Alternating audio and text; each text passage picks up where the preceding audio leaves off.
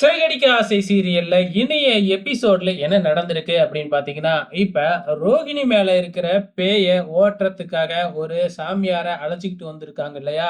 அந்த சாமியாரும் ரோகிணிய உட்கார வச்சு பூஜை பண்றேன் அப்படிங்கிற பெயர்ல சும்மா சவுக்கு எடுத்து, குச்சி எடுத்து சும்மா வெளு வெளுன்னு வெளுக்க ஆரம்பிக்கிறாப்ல. அப்பனா தான் ஆவி போகும் அப்படின்னு சொல்லிட்டு, அது மட்டும் இல்ல அந்த சாமியாரே வந்து சமீபத்துல இந்த பொண்ணோட உறவினர்கள் யாராச்சும் செத்து போயிட்டாங்களா? அவங்களோட ஆவி தான் இந்த பொண்ணு உடம்புல ஏறி இருக்கு அப்படின்னு வேற சொல்லிடுறாரா. சோ இது விஜயாவுக்கும் அதுக்கப்புறம் நம்ம மனோஜுக்கும் கன்ஃபார்மே ஆயிடுது. ரோகிணியோட அப்பா தான் வந்து உடம்புல ஏறிட்டாரு அப்படின்னு சொல்லிட்டு ரோகிணி மனசுக்குள்ளாரே என் அப்பா செத்து ரொம்ப நாள் ஆச்சுடா, இவன் ஒரு போலீஸ் சாமியாரு, ஆனா இதை என்னால சொல்லவும் முடியலையே, என்ன செய்யறதுன்னு தெரியாம மனசுக்குள்ளாரையே புலம்பிக்கிட்டு இருக்கிறாங்க ரோகிணி. ஆனா அந்த சாமியார் அதெல்லாம் கேட்காம குச்சி எடுத்து காலையே வெளு வெளுன்னு வெளுக்க ஆரம்பிச்சிடுறாப்ல. ரோகிணி பதற ஆரம்பிக்கிறாங்க.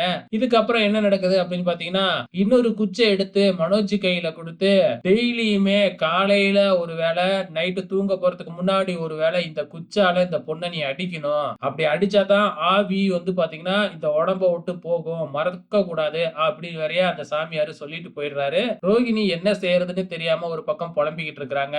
இங்க நம்ம முத்து கார் ஓட்டிக்கிட்டு போயிட்டு இருக்கிறாப்ல. அப்ப வந்து பாத்தீங்கன்னா எமர்ஜென்சியா ஒருத்தர் ட்ரெயினை பிடிக்கணும் அப்படிங்கிறதுக்காக நோ என்ட்ரியில முத்து போயிடுறாப்ல. இத பார்த்த அந்த டிராபிக் போலீஸ், ஏற்கனவே பிரச்சனையில இருக்கிறாங்க இல்லையா, அந்த போலீஸ் வேணும்னே காரை ஃபாலோ பண்ணி கொண்டு போயிட்டு பிடிச்சிடுறாங்க முத்துவ. முத்துவ பிடிச்சது மட்டும் இல்லாம காரையும் எடுத்துட்டு போயிடுறாங்க.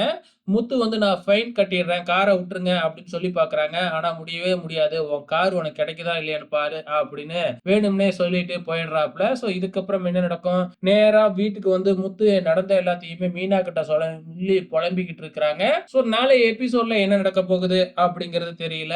மீனா வந்து பாத்தீங்கன்னா அந்த இன்ஸ்பெக்டர், அதாவது ஏற்கனவே நம்ம முத்துவ வந்து காப்பாத்தினார் இல்லையா, அந்த இன்ஸ்பெக்டர் வீட்டுக்கே போயிருக்கிறாங்க. சோ மீனா பேசி கண்டிப்பா முத்துவோட காரை வாங்கி கொடுத்துருவாங்க. பொறுத்திருந்து பார்க்கலாம் என்ன நடக்க போகுதுன்னு.